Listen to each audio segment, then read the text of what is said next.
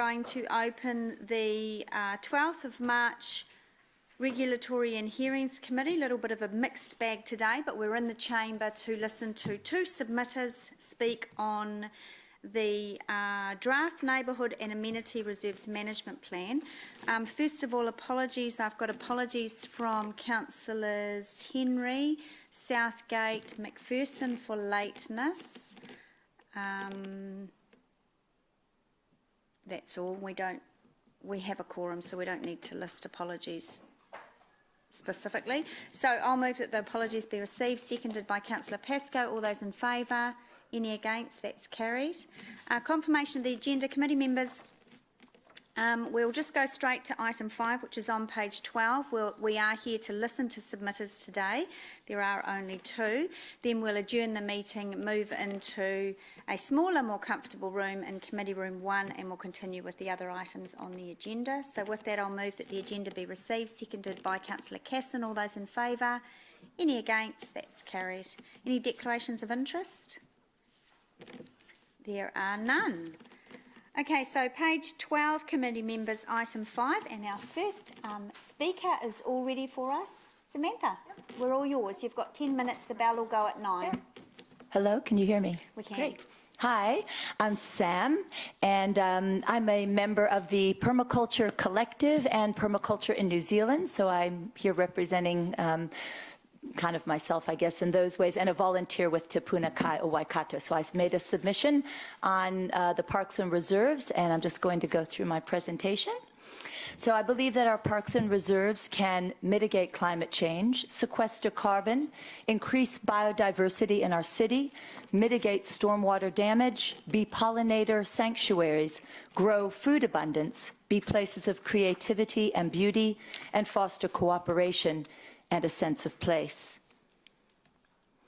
We could look at them as helping us towards achieving the Sustainable Development Goals of good health and well-being, sustainable cities and communities, climate action, and life on land. Looking at parks as regenerative places, what is a regenerative park? It has established biology-safe spraying for vegetation and insect control, is maintained as a biological pollinator sanctuary, has explored avenues for increased carbon sequestration, and utilizes homemade fertility through on-site composting and green manure crops. So there's a great initiative up in Auckland called For the Love of Bees, and they have a website, so you could check them out. And the woman who is the creative designer there came down to Hamilton and was quite inspiring. We had one little event here called the Green Grass there at the Innes Park, and I came to hear her speak and was quite inspired to see what the Auckland City Council is supporting in terms of them using their parks as regenerative parks. So this is one example of what a regenerative or a bee-friendly or a pollinator-friendly park might look like, where it's planted with various different grasses and plants that are good for, in this case, there's a bumblebee, a solitary bee, a honeybee, and a leaf eater bee box that are provided with habitat in this space. And again, For the Love of Bees is offering different things to help with people to interact with their environment. So they've been putting bees in parks and having workshops in those parks to teach people about the importance of pollinators. And then they've also created a trail through the city that is linking all of those different parks that people can visit via the map that they provide. And then there's the creative and artistic piece of it, which is they're calling pasture paintings, which are wilding of the commons. So the bottom picture shows what that looks like from the process of designing the space. There's a little how-to that they have on their website in terms of if we wanted to create such a thing. It is, there's a little guide on how to do that. So these pasture paintings are community designed, geometric plantings that make public spaces more productive for bees and other pollinators. They employ geometries, color, duration, orientation, and biology. So you can see the bottom one has going from a blank space to where it's been allowed to grow wild. It's specifically planted for its color and its formation, and the other ones are more wildly developed. And it involves collaborative creation. So it's bringing together people and their spaces, really bringing in a sense of place for people to participate and feel a sense of community while they're doing it. So you can see in these photos that people are learning while they are out creating. There's a really new project that they've just added, again, For the Love of Bees, has an OMG.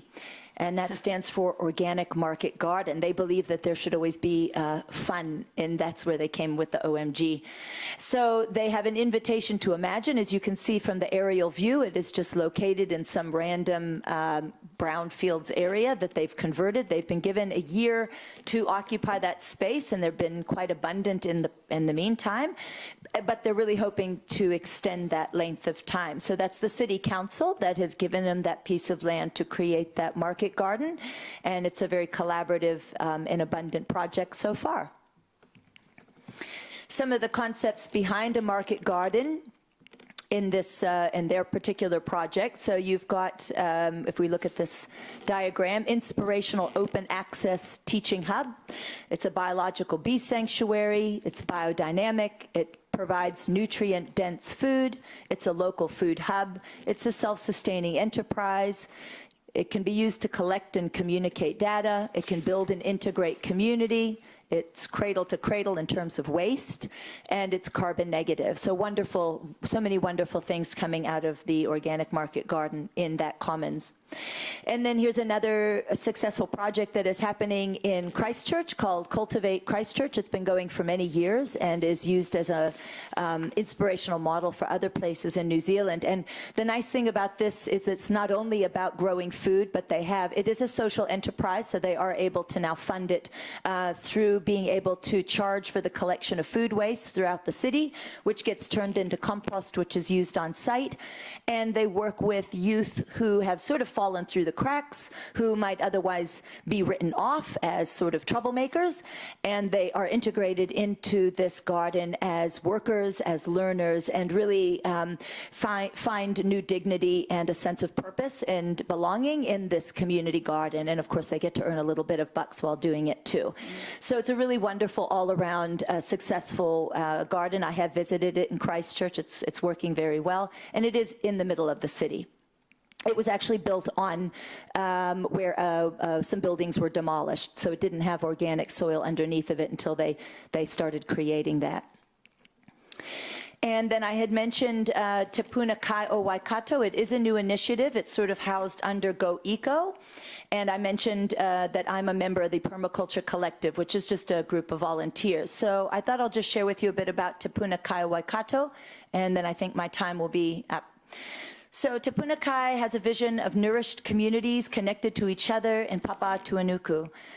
The mission is to see communities connecting, learning, and growing kai so that there is kai for everyone. It started in August of 2018 with its coordinator, Shepherd Isaac, and has supported a number of initiatives in our local community, from establishing a community garden at Kirikirido Marae, and adjacent to that is the Hillcrest Stadium, where Shepherd was involved in restoring indigenous biodiversity, which then is key to the flourishing of the community garden. So it provides the habitat for the pollinators. So we'd like to see, Te Puna Kai would like to see this example of gardens and biodiversity side by side throughout our city. The small public spaces available provide this opportunity. And then there's the community share table, which you see in the picture as well.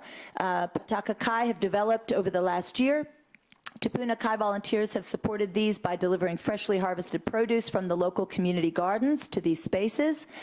The creation of gardens in localized areas will help to strengthen the connection between successful community sharing initiatives and community growing initiatives. And Te Puna Kai can support these community growing initiatives with workshops and advice at the local level so people can successfully manage small spaces in their local areas. And it has already developed a number of successful relationships, such as Bunnings, Pathways, the Department of Corrections, local schools, and scout groups, all which can also offer support and resources to these flourishing small spaces managed by the community for the community. And as a permaculture collective, I'm also training and working with people to help them to understand what is regenerative development, what is permaculture, so that we all raise our wisdom and understanding of land as a source of regenerative and community rather than just spaces that need to be managed using chemicals and where they take money rather than give. So thank you. Thank you so much, Sam. That's really interesting. Can we get a copy of your slides, if you can send that to Claire? Yeah, and I'll So also that give a they're on the copy. I have OneDrive? these 3 handouts, which have been quite helpful as well, that I Okay. can provide copies of. Yep. That'll be great. Any questions of Samantha? No, that was really great. Thank you Oh, so wow. much. Was, Oh, yes. oh, yeah. I have the microphone. Yes, cool. Kia ora, Sam. Thank you very much for the presentation. Really liked it. The reason I like it is thinking differently around how we use our reserves. You know, and as you would have noted, the plan is about neighbourhood and amenity. So a lot of focus tends to be on informal recreation. So I'm sort of keen to understand some examples that you've worked with around the recreational aspects of permaculture or cooperative gardens, or you know, just the enjoyment in that respect around how we can link it to the, I suppose, the informal recreation part Yeah. that we're doing here. It would be fantastic to tie it in. Yeah, well, I know that where it doesn't exist formally, where it isn't really sort of allowed or integrated into a plan, quite often where I've lived in South Africa and here in New Zealand, there's something called guerrilla gardening. You might have heard about it. So not gorilla as in the ape, but guerrilla gardening as in, you know, sort of undercover, and we just going to do it because it needs to be done. We need to be able to use our spaces for food and for this sort of thing. And that's really exciting. You know, it's got that little outlaw kind of edge to it. And it is quite inspiring to be a part of a group like that who feels so strongly that they're willing to do it no matter what. And in some cases, then the council does recognize those spaces. And that does bring people together because there's a certain aspect of planning, you know, that needs to happen for those guerrilla spaces to be created and then to be also maintained. But obviously the real goal is then to provide for both Mother Earth with the ecosystem services and for people. Usually there's a need for people to be able to walk by and get food, people in the community. So it really allows people to feel like they're sharing and giving when, and sometimes it's not so easy to just share and give. But there's a spirit of working together, I think, that just people really thrive on and will seek no matter what. There's also a movement in New Zealand called the Permablitz. So the Permablitz is really wonderful in that it's both a learning opportunity and an actual physical opportunity. So it looks at an open space. So we could, let's say, use one of these commons as an example. We would use permaculture design to say what needs to be where, and it's an involved process where people learn as they go about design.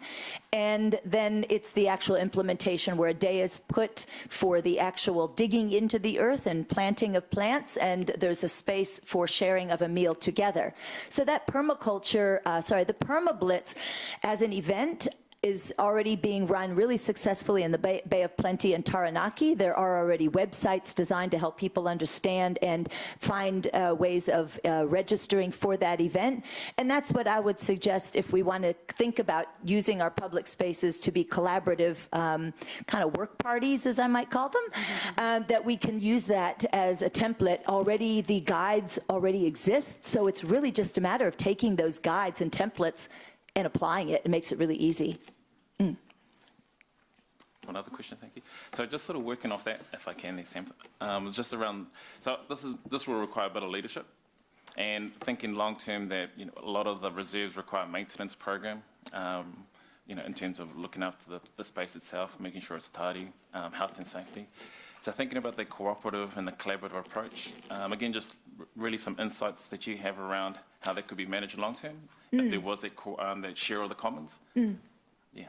I would say probably you might have heard of other initiatives like Adopt a Highway or Adopt a whatever. It's where a school or a local community group adopt a particular area. So I would say to hold stakeholder meetings of those that are within the boundaries, a certain radius of a particular space that we would like to utilize. It could be that it's like you saw that map that was for the bees, where we want to create pollinator pathways. So it could be that we look at the pattern of where we want these to be. It could also be where we recognize where food is really important to be feeding people. So we might think about those aspects of the pollinator and the food as nutrition.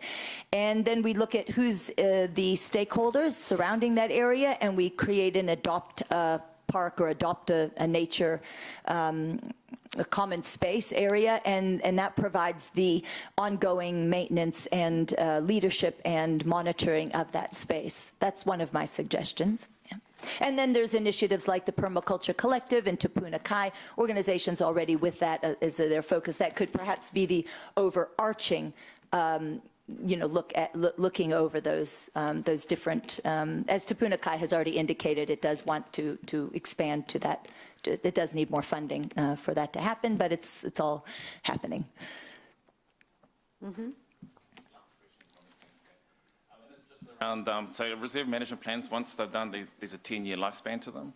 So just putting you on the spot a little bit, if there was one reserve in Hamilton City which could trial something like this, or in your view, perfect site, is there one that you could think of? Actually, I haven't looked at the map to say this one would be a great start. I really, permaculture works from pattern to detail. So my feeling would be, again, to look at that overall and say, if we start here, where's the strongest stakeholder involvement? Where's going to be the maximum output for, minimum input, I guess, or definitely where there's going to be sustained over time. And then we look at how that fits into the pattern of, how can we roll this out to make a pollinator pathway, and, where's it maybe going to feed people as well. I definitely think to look at a park where already people are coming and using it so that it already has a flow of people. So one of my suggestions is that we hold, the Permaculture Collective is running workshops at the moment. We could run a workshop for those in council that are on this particular committee, and we could look at running the workshop in such a way that we put it as part of the implementation plan. How do we actually want to integrate regenerative design practices into the thinking about the plan? Councillor Bunting. Madam Chair. Sam, thanks for that. Sorry I was late into there, but loved hearing what I heard. Are you aware of the very recent community garden guidelines that the Parks team have come up with? I was sent a draft. Yeah. What did you think of those? Were you happy with those? Did they work in with? Would they work in with you? Yeah, I definitely think cool. It's a good start. I was just wondering how much feedback, like Te Puna Kai, has it been no, it run by then? Okay, and then Fungai Mhlanga, who's on the community advisor, he's doing his PhD in community garden, and particularly with a focus on the social aspect. Yep. So I would say getting people, and at Go Eco as well, and those within the Permaculture Collective, it would be good to also get some other insights and or other people's feedback on that plan. But it's a good start. Okay, right. Thank you. Yep. All right. Cool. Yep. Yes, great. Thank you very much for coming and taking the time to present to us. Thank you. Our next submitter's not here. That's unlike her. 5 to 10, wasn't it? It's not like Deborah, no. Okay, look, while we're just waiting for a few minutes, committee members, we will go and we will do the minutes. So, item 4 on page 5. So this is the minutes of the 20th of November 2018, Regulatory and Hearings Committee. I have checked that those minutes are a true and accurate record, and they are, so I will move that the minutes be received, seconded by Councillor Taylor. All those in favour? Any against? That's carried. If we launch an... Yes.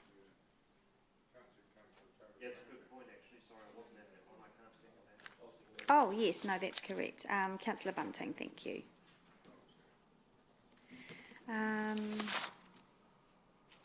We won't start on the traffic because once we start, parking and speed and we all get very passionate. So we'll just wait. Let's perhaps just take a 5-minute break. Deborah is supposed to be here at 5 to 10, so if we want to grab a cup of tea and then we can just move straight into committee room 1. Let's do that.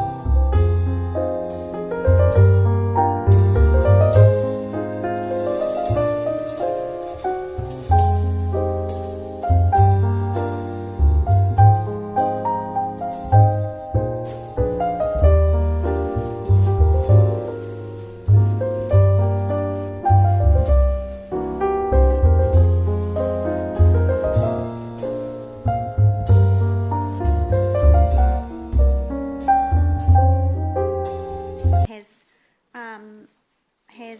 not shown up, so something must have happened because it's not like Deborah.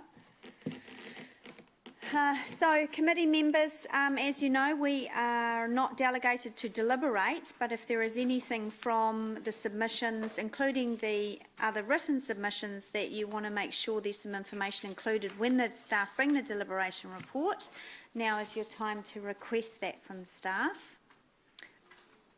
I'll just jump in here. Samantha talked about community gardens, so I'd be interested in the report that you bring back if there are any significant barriers to any community group coming to us and saying, I want a community garden in this on this neighbourhood reserve or on this neighbourhood reserve. Councillor Bunting mentioned the guidelines. Yeah, it's near the beginning of the term actually, and we've come up with a draft set of guidelines which are actually really more around the forming of a group, so that they keep going. So what happens with community gardens is they get enthusiastic, then someone leaves and you're left with a dump. And so they're set up around all that, so they're really quite useful, but I'd be keen to get them beyond the draft stage and get them out consulted. So can I leave that, or can we leave that with you guys to forward that action around those groups that she was mentioning? Thank you. Yeah, so just a bit of commentary around how you plan to, what those, if the guidelines aren't ready, and I'm assuming they're a management guideline anyway, just some information, because I haven't been in touch with what's going on in that space. I'd like to see that. And the other, only one thing, oh no, that was all I had actually. Yeah, anything else that you're keen, Councillor Taylor? Yeah, I just wanted to check really, there's a couple of submissions about playgrounds there, one in particular about Hillcrest and Hamilton East.